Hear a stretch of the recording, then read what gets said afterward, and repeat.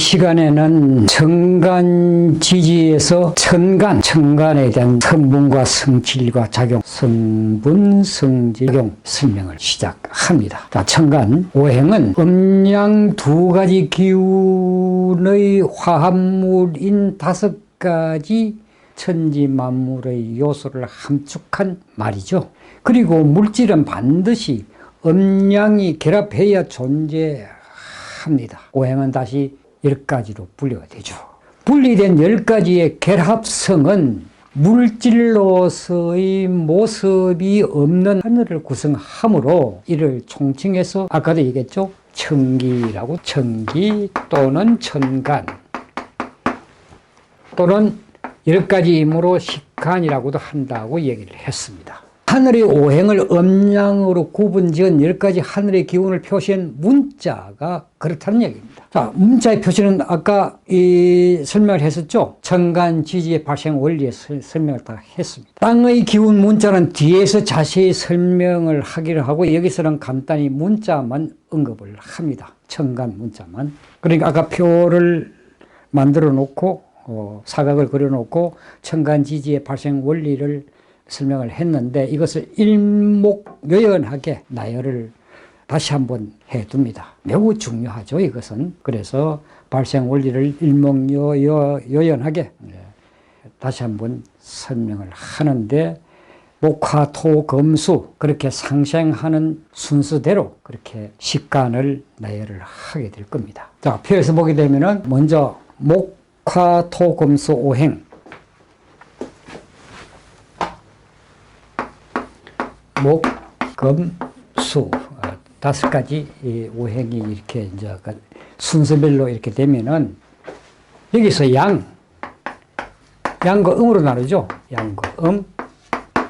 또 목은 그랬죠. 목은 천간, 양은 갑이라고 그랬고 음은 을이라고 그랬습니다.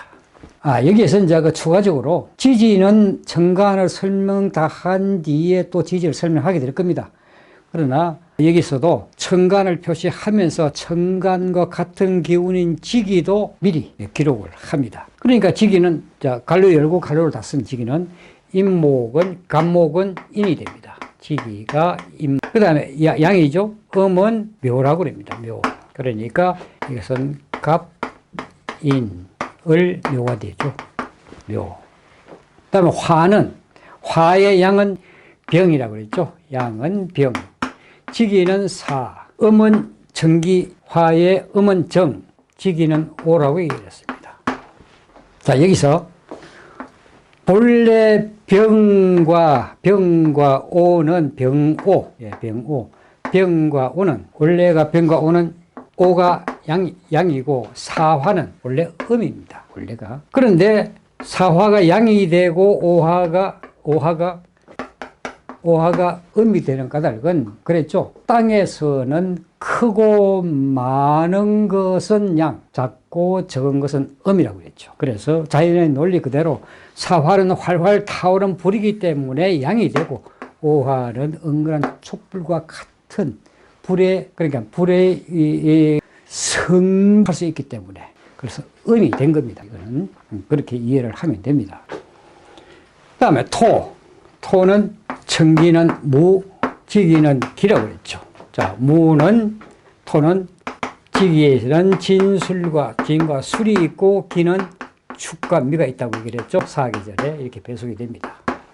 그 다음에 금의 양은 경이라고 그랬고, 이것은 무, 진, 술, 기, 축, 미 이렇게 되고 금의 음은 신. 그 다음에 지기는 경은 별신자에 신을 쓰게 되고 지기는 금의 음의 지기는 유가 되죠. 유. 자, 수의 천기는 임, 지기는 해, 임과 해. 천기 음은 개, 지기는 자라고 이랬습니다. 개. 자, 이렇게 목화토금수를 음양으로 분리하면 천기, 갑을, 병정, 무기, 경신, 임계 10가지가 되고 음란을 분리하니까 지기는 임묘, 사오, 진술, 충미, 그 다음에 신유, 해자 이렇게 12가지가 됩니다. 그러니까 순서대로 지기의 흐름의 순서대로 하면은 지기는 자축, 인묘, 진사, 오미, 신유술해 그 순서대로 기가 흐릅니다. 다시 한번 얘기하면은 청기는 갑을, 병정, 무기, 경신, 임계로 기가 흐르고 지기는 자축, 인묘, 진사, 오미, 신유술해로 기가 흐릅니다. 흐른다는 얘기는 서로 상생을 한다는 뜻이죠.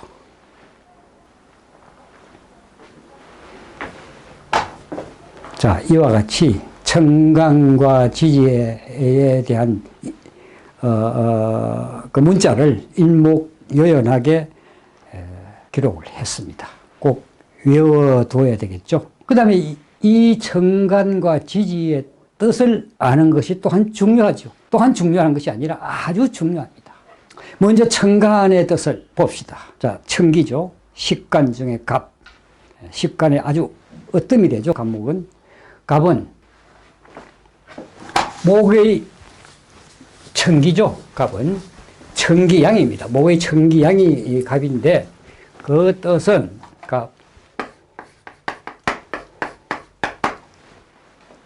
갑은 목의 청간이고 양이라고 그랬죠. 양인데 갑의 모양은 봄에 초목의 싹이 씨앗 껍질을 터뜨리고 그 껍질을 머리에 이고 땅 밖으로 나오는 형상을 본뜬 문자입니다. 그러니까 다른 것으로 비유하자면 병아리가 알을 깨고 머리를 내밀고 나무가 껍질을 쪼개 새싹을 나오게 하는 여성이 자궁문을 열고 아이를 출산하는 모양, 이 모두 갑목의 기질에 해당이 됩니다. 이러한 현상은 천지 만물의 신운을 품은 껍질인 태극이 대폭발을 일으켜서 만물이 처음으로 모습을 드러내는 모양과 같습니다. 이는 도가 생한 음양의 화합물인 목의 봄바탕이 뭡니까? 리이고 진리라는 이야기죠.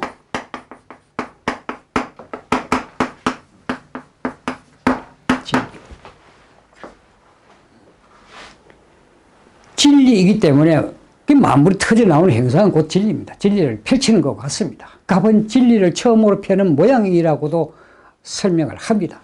따라서 갑은 인간을 비롯해서 태에서 난 것, 태생이죠. 아래에서 난 것, 난생. 나무에서 난 것 등등 일체 생명의 껍질과 진리를 터뜨려서 펴는 모양을 의미합니다. 계룡산에 보면 갑사가 있죠. 갑사는 절이 있죠. 갑사는 절은 뭡니까? 진리를 펼쳐 보이는 절이다. 이렇게 해석을 할 수가 있겠죠. 아무튼 이 목의 본성과 속성을 담은 그릇에 비유되기도 합니다. 갑은요. 또 큰 나무 그 자체로 보기도 하고 그렇기 때문에 목을 대림목이라고도 합니다. 큰 나무다 이게 대림목. 이 대림목이라는 말 쓴 사람은 이제 그 중국의 사람 그 춘추 전국시대 인물 중에서 그 뭐 손자 병법의 중에서 그 손자의 친구이자 또 그 이 손자의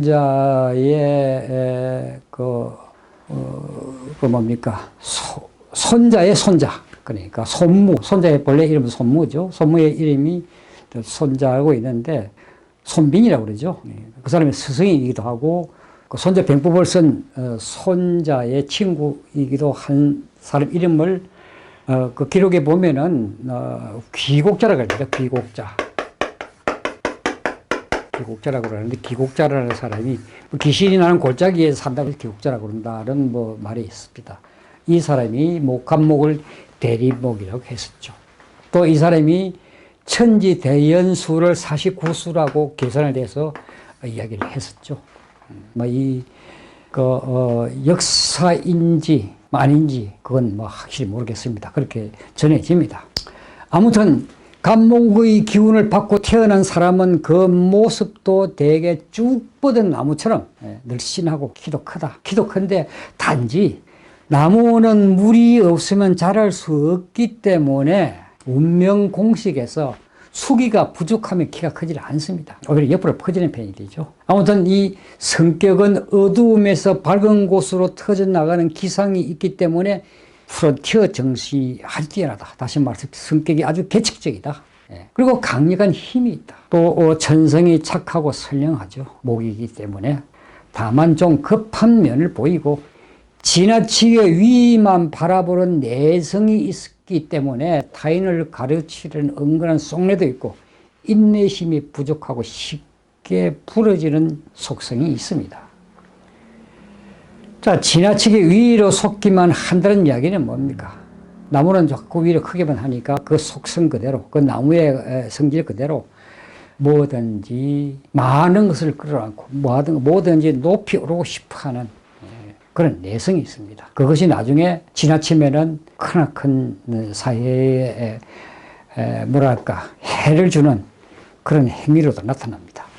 아무튼 이 간목은 그 임목에서 입춘이 됐죠. 그러니까 동쪽의 천벌에 속하죠. 방위로는 계절은 음력 1월 입춘이 되죠. 절기는 초봄. 그 다음에 또 시간은 자 이게 나중에 시간이 아주 중요합니다. 그 인시는 그 간목과 같으니까 아침 3시부터 5시. 그 인체에 있어서는 담을 주관하는데, 간담 중에서 담을 주관하는데, 나중에 이제 그 의학론에서 설명을 하게 될 겁니다. 간담을 주관하는데 간목이 없고 을목이나 묘목만 있으면은, 그 을목, 묘목을 담으로도 본다는 것.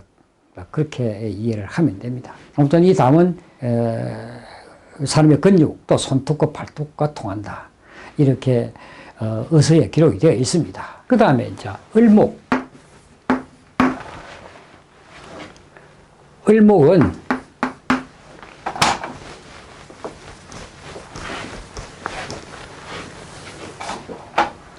목의 천간이고 음이죠. 천간 을목입니다. 을의 상형, 을을 무엇을 상형했느냐 하면은 새가 날아가는 형상 또는 꼬불꼬불한 물고기의 창자 모양을 본뜬 것이라고 했습니다. 역을 공부하는 사람은 꼬부러져 올라오는 싹이나 나무를 감고 올라가는 넝쿨 모양을 상형한 문자라고 하지만 물론 틀린 말은 아닙니다. 그러나 그보다도 더 깊은 뜻은 태극 속의 음양이 말이죠. 태극 속의 음양이죠. 자 보십시오. 이렇게 음양입니다. 음이 이렇게 들어가면서 양이 이렇게 서로 합하죠. 이 모양이 물고기가 뛰어오르는 것 같이 보이므로 물고기 창자를 본뜬 것이 아니다 하고 생각한 것이 아닌가 하고 생각을 합니다. 본래 뜻은 을목은 카오스를 의미한다고 보죠. 태초에 생한 일기를 태일이라 하고 태일을 태을이라고 합니다. 제일 먼저 생긴 게 뭐라고 했죠? 창조론에서 태일리게 했습니다. 이 태일은 태을이다는 얘기죠. 그러니까 수가 이렇게 생하는 순간 화가 이렇게 들어왔죠. 그러니까 최초의 태극 속에서 태일이 물이 을목 모양으로 이렇게 올라갔다. 이렇게 이해가 됩니다. 그 어른 태극 속의 음양이 휘어져 돌아간 모양이다. 이렇게 설명을 합니다. 휘어져 돌아간 모양은 혼돈이죠. 혼돈에 의해서 마무리 잉태되었으므로 이 태극을 철학적으로는 뭐라고 얘기하느냐 하면은 영기의 시라고도 합니다. 신령스러운 기의 시는 이렇게 설명을 하죠. 연기의 시다, 연기의 싹이다 하고도 설명을 합니다. 자, 이게 발해만 그러니까 우리 민족의 홍산 문화 또는 발해 문명에서 발굴된 그 문화는 기원전 5,000년 전의 것으로 보이는 고곡은 뭡니까? 이 을을 반쪽으로 나눈 거죠. 그러니까 태극을 이렇게 반쪽으로 이 을을 반쪽으로 나눈 것이 고곡입니다. 그러니까 이것을 귀걸이로 만들었죠. 귀는 수에 속합니다. 물이죠. 여기에. 그러니까 물의 카오스죠. 그러니까 그 카오스를 상징하는 고곡을 반쪽으로 나눈 물고기 모양이 되죠. 두 개를 합하면 음양 2개가 됩니다. 그러니까 이 카오스 요거 하나 이거 하나 합하면 음양 2개가 되죠. 이 카오스가 천변만화하는 것을 상징합니다. 아니, 상징하는 것이 아니라 천변만화의 모양이라는 얘기죠. 혼돈이니까. 이것을 우리 민족은 용에 비유를 했습니다. 그런데 중국에서는 실질적인 괴사한 모양의 용을 그려놓고 형상화 해놨죠. 사실은 우리 한민족으로부터 용 모양의 전신이 이 고곡, 이 카오스로부터 나왔다는 걸 이미 발굴해서 고고학에서 이미 다 알려져 있죠. 증명이 되고 있습니다. 아무튼 이건 이 본 강경은 좀 다른 이야기지만 얘기를 하다 보니까 조금 이게 우리 민족의 어떤 자존 생각이 나서 이 이야기를 하는 겁니다. 아무튼 이와 같이 을이라는 것은 문자가 갖는 뜻대로 간목이 터뜨린 진리이자 물질적으로는 만물이 신혼이 껍질을 열고 나온 새싹이 됩니다. 그랬죠? 음력 2월 을묘라 그랬죠? 을묘 새싹이죠. 사람의 성격도 새싹처럼 여리죠. 여리지만은 새싹은 바위도 뚫는 힘이 있습니다. 엄청 꺾이질 않죠. 그러니까 새싹처럼 여린 듯 꺾일 줄 모르는 생명력이 강해서 바위도 뚫는 아주 그런 잠재력이 있습니다. 그리고 언제나 진리를 추구하고 착한 마음으로 베풀기도 좋아합니다. 또 늘 새로운 세계를 동경합니다. 왜? 새싹이기 때문에. 반면에 큰 일에 부닥치면 앞으로 나아가지 못하고 체념이 빠르죠. 구부러지니까. 성격 역시 부드러우면서도 급한 면을 보입니다. 왜? 새싹은 빨리 자라고 싶어하는 에너지가 충만하기 때문에. 이 을묘의 방위는 동쪽 가운데가 되죠. 봄의 중심이 되죠. 절기는 경칩이 되고 시간은 아침 5시에서 7시. 을묘가 바로 간을 주관하는 에너지입니다. 또 세 번째 갑을 다음 순서가 어떻게 됩니까? 병이죠. 병.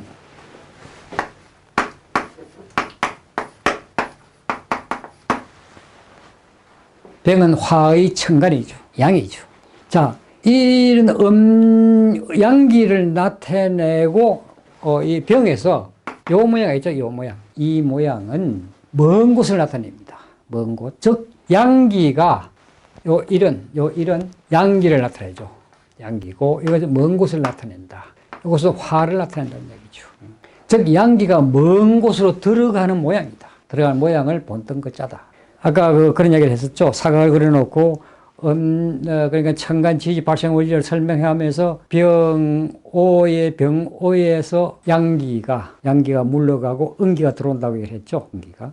그러니까 양기와 양기가 음기로 바뀌는 분기점이 병오가 됩니다. 그래서 양기가 먼 곳으로 들어가는 모양을 보는 것이다. 먼 데서부터 양기가 서서히 사라져 간다. 이 뜻이죠. 그 본 뜻은 밝다. 병화는 환하게 밝힌다. 밝다는 뜻입니다. 환하다. 도에서는 두 번째로 출현한 양으로서 태양에 비유되는 만큼 활활 타오르는 불길과 같습니다. 하늘의 별자리는 화성이고 간목은 목성입니다. 갑을모는 목성이죠. 목성이고 병화는 화성입니다. 화성과 통하죠. 붉은색이고 밝음이고 언대에서는 햇빛이 잘 드는 양지, 그리고 날씨는 더위, 계절은 여름. 그 다음에 이제 오상은 목은 인이죠. 목은 인이고 화는 예라고 그랬죠. 예. 그 다음에 이제 그 속성은 이 슬픔과 기쁨, 또 이 화로서의 본질을 모두 함축하고 있는 그릇, 이렇게 보면 됩니다. 병의 글자 뜻은 본래 양기가 극점에 도달해서 음기가 일어나는 것이죠. 극점에 도달한 양기는 밝음이 최고조에 달한 상태이기 때문에 세상은 환히 밝게 감춘 것을 드러내게 합니다. 그러므로 굉장히 비밀이 없고 화끈한 성질이 나타나죠. 성격도 아주 적극적입니다. 영구적이고. 근데 이제 이 자신의 결점은 숨기고, 이 좋은 점만 나타내 보이려는 좀 얄팍한 그런 기질도 없잖아 있습니다. 또 환히 밝히는 기질이기 때문에 무엇을 보고 판단하는 능력이 상당히 뛰어나다. 그러나 반면에 음기가 동시에 일어나기 시작하는 때이기 때문에 양기가 오래 지속하지 못하는 결점이 있다는 얘기입니다. 그래서 시작은 불같이 해도 금방 시들어지죠. 용두삼이가 되는 경우가 많습니다. 또 의심과 실증이 빠른 면을 보입니다. 이러한 기질은 화에 속하는 인체의 모든 부위에 스며들어서 본성과 속성을 나타내 보이게 됩니다.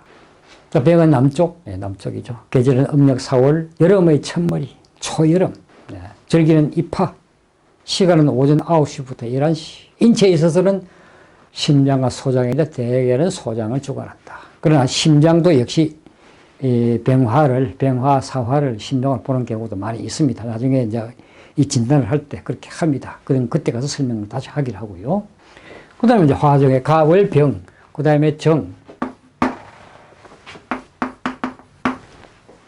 자, 정은 화의 천간이죠. 그리고 음이죠. 병이 활활 타오르는 불이라면은 정은 화의 성분이라 할 은근한 불씨 또는 촛불과 같습니다. 역시 화로수의 본질을 다 함축하고 있죠. 그리고 정은 초목이 무성해지는 모양을 본뜬 글자입니다. 만물을 따뜻하게 함으로써 성하게 성장시킨다는 의미가 있습니다. 이러한 정의 기질을 타고난 사람은 끈기가 없는 듯하지만 은근한 끈기가 있고 좀 분명히 보면 좀 다소곳하다. 그러니까 흔히들 이런 말도 많이 하죠. 이 내숭 뜬다. 그 내숭을 뜨는 것 같이 좀 다소곳한 면을 보입니다. 또 내성적인 면에 있어서는 나서기를 좋아하지 않고 수줍음을 잘 탄다. 그러나 정화가 많으면 병화의 기질이 나타납니다. 나타나서 병화와 같이 활발 타오른 불꽃처럼 열정적이고 화끈한 면도 보이죠. 그리고 이제 오장에 들어가면은 심장에 속하죠. 심장.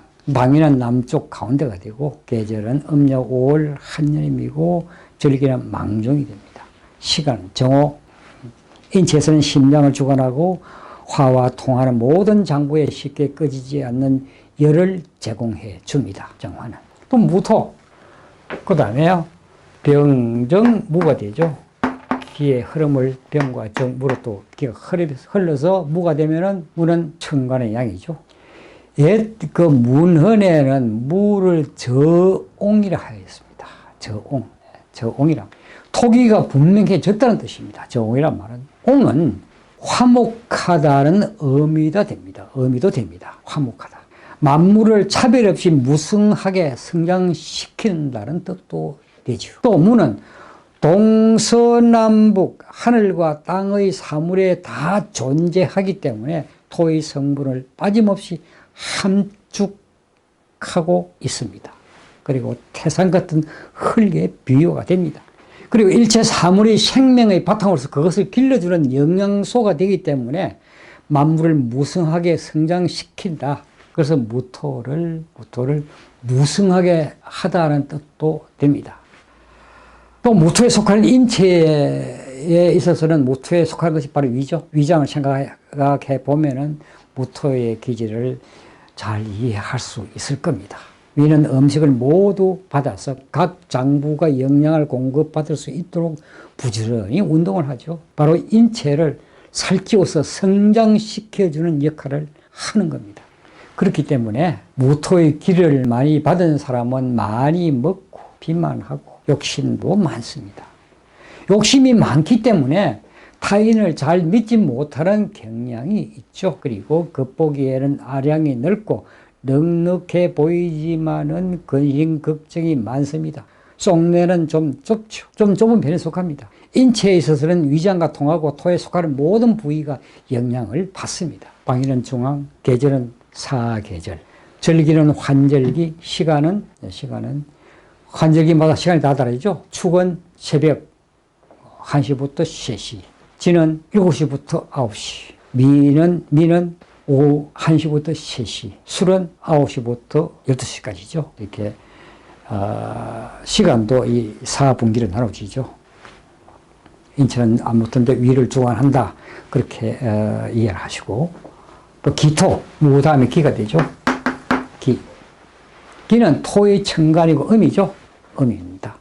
글자의 상형은 무와 더불어서 오행의 중앙에 속하죠. 무와 달리 만물이 그 몸을 굽혀서 쭈그리는 형상을 본던 것입니다. 이 또 밖에 있는 타인에 대해서 안에 있는 자기 자신을 뜻해서 기라는 한자의 훈과 음을 몽기자 또는 자기 자자라 합니다. 이는 무토가 몸 밖의 것이라면 기토는 몸 안의 것에 해당돼서 무토의 성분이 된다는 뜻입니다.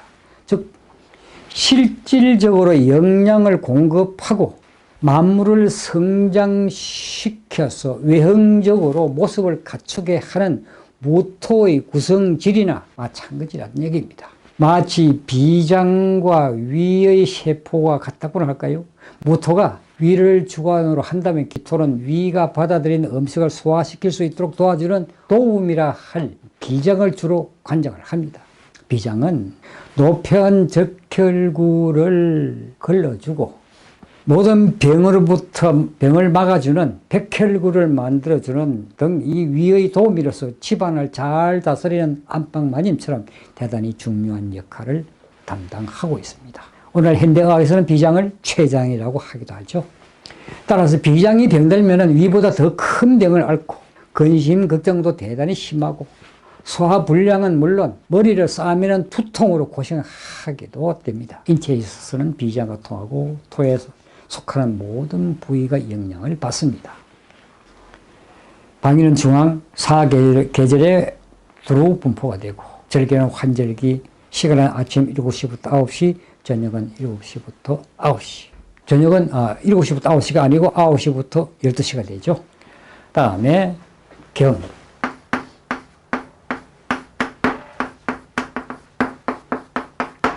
경금.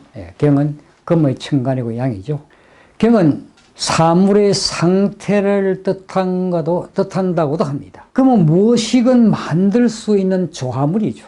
모습 지어진 사물의 상태는 단단하기 때문에 그리 풀이 하였을 것 같습니다. 경금은 금이 뜻하는 바를 모두 함축한 금 그 자체이기 때문에 무쇠와도 비교가 됩니다.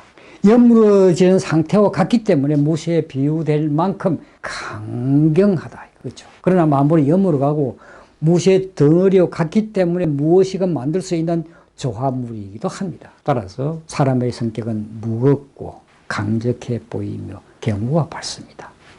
어느 위치에 처하건 시류에 빠르게 적응하고 변화할 수 있어서 탁월한 처세가라고도 할 수가 있습니다. 인체에 있어서는 대장과 통하고 금에 속하는 모든 부위가 영향을 받습니다. 방위는 서쪽의 첫머리, 계절은 10월, 초가을, 절기는 입추, 시간은 오후 3시, 5시 사이. 인체는 대장금에 속하는 모든 부위와 통합니다. 그 다음에 신금. 신금은 금의 천간이자 음이죠. 신은 본래 양이 죄에 빠져 있는 형상을 그린 문자다. 그래서 괴롭다는 뜻입니다. 맵다, 괴롭다.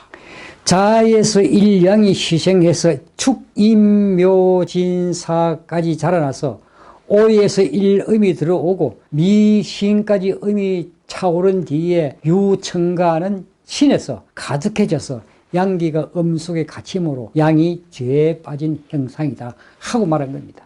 여기서 굳이 죄에 빠졌다 하는 것은 음은 어둠이고 죽음과 사탱기를 의미하기 때문이죠. 자연에서는 금속이죠. 금속. 또 이 자연에 있어서의 어떤 음양에서 보게 되면은 어둠의 순간이죠. 어둠은 죽음의 공간이고 가을은 만물이 여물어진 상태에 해당되죠. 익은 과일이 몸체와 분리되는 때입니다. 이런 사람이 늙어서 육신과 혼이 분리돼서 죽음을 맞이하는 것과 같습니다. 이 신금이. 그래서 성격이 날카로워지고 우울한 면도 보입니다. 따라서 삶이 매운 음식을 먹는 것처럼 괴롭다는 뜻에서 신자를 글자의 훈과 음을 매울 신이라 하였던 것입니다. 이 신이 매울 신자라는 얘기죠. 금의 오미 역시 매운맛이 본질이죠. 인체에 있어서는 폐와 통하고 금에 속하는 모든 부위가 영향을 받습니다. 방위는 서쪽의 중앙, 계절은 음력 8월 깊어가는 가리죠. 절기는 백로, 밤은 5시부터 7시 사이. 인체는 폐금에 속하는 모든 부위와 통합니다. 그 다음에 임은 수의 천간이고 양기죠. 도에서 처음으로 출현한 음으로서 대해수에 비유되는 만큼 물 그 자체입니다. 거대한 바다와 같죠. 또 도도하게 흐르는 물과 같습니다. 검은색, 추위, 북쪽, 겨울과 밤 등 위에서 설명한 수로서의 본질을 모두 이미 함축하고 있습니다. 그리고 만물을 잉태시키고 낳아주는 지혜의 그릇이기도 합니다. 그래서 임을 임신이라고 말하기도 한다고 했었죠.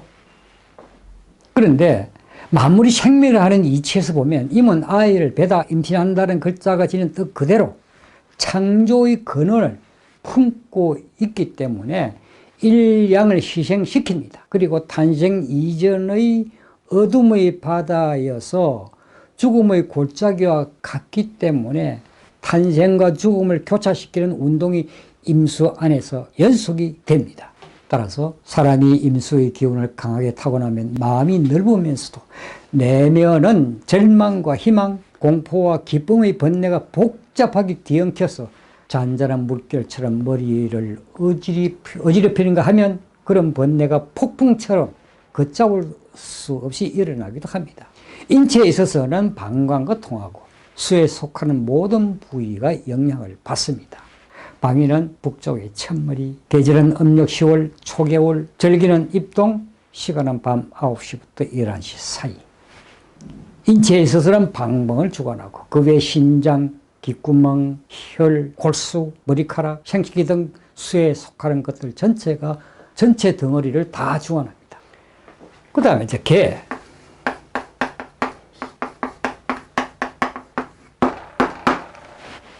개는 수의 천간이자 음이죠. 임수가 바다와 같다면은 개는 바다 전체를 구성하고 있는 혼합물이라고 할 수가 있습니다. 그래서 바다에 모여드는 강물이나 냇물의 비유가 됩니다. 그러므로 수의 본질 그 자체가 개수이기 때문에 수에 속하는 자연의 모든 것들이 성분이라 할 수가 있습니다. 그런데 기록에는 개를 소양이라고 했죠. 소양. 이 소는 밝다는 뜻입니다. 양기가 밝다, 소양이라 했는데 이는 태초에 바다와 같은 임수의 성분, 즉 바다에 모이는 강물과 같다는 뜻으로서 개가 양기를 실질적으로 잉태시키는 질, 그 자체이기 때문이다. 그 사각을 그래서 설명을 한 바가 있었죠. 임수가 임신이라면은 그 다음에 양기가 들어오죠. 어둠 속에서 하나의 은근한 매매한, 거한 또 여자는 황후라고 그랬죠. 황후는 빛이 와서 여명에가 같다. 그런 얘기를 했었죠. 그래서 밝다. 양기가 들어와서 은과 결합된 그 어둠 속이기 때문에 또 걔는 월경이라고 했죠. 그러니까 양수가 되어준다. 이 월경이라는 것은 자궁 점막의 출현이나 아이를 잉태시킬 수 있는 성분의 찌꺼기이기 때문에 개수에도 폐물이라고도 할 수가 있습니다. 인간과의 관계에 있어서 개수는 마치 바다보다 바다 속의 물이 더 찬 것처럼 임수보다 찬 성질이 있고 수의 본질 그 자체이기 때문에 상당히 지혜롭습니다. 머리가 잘 돌아가죠. 개수의 기질을 강하게 타고 나면 대개 몸이 냉하고 섬세한 지혜가 있습니다. 속은 아주 냉정하고 처세가 아주 비상하죠. 그러나 때에 따라서는 심리적 갈등도 심하게 나타납니다. 인체에 있어서는 신장과 통하고 수에 속하는 모든 부위가 영향을 받습니다. 방위는 북쪽 가운데, 계절은 11월, 겨울의 중심이죠. 절기는 대설, 시간은 밤 11시부터 다음날 새벽 1시까지. 인체는 신장을 주관하고, 신장은 방광, 귓구멍, 머리카락, 혈, 골수 등 수에 속하는 일체의 성분을 주관합니다. 자, 이로써 청간 10가지, 식간, 청기 10가지. 성분과 성질, 작용에 대해서 설명을 다 했습니다. 다음 시간에 또 여러분과 만납니다.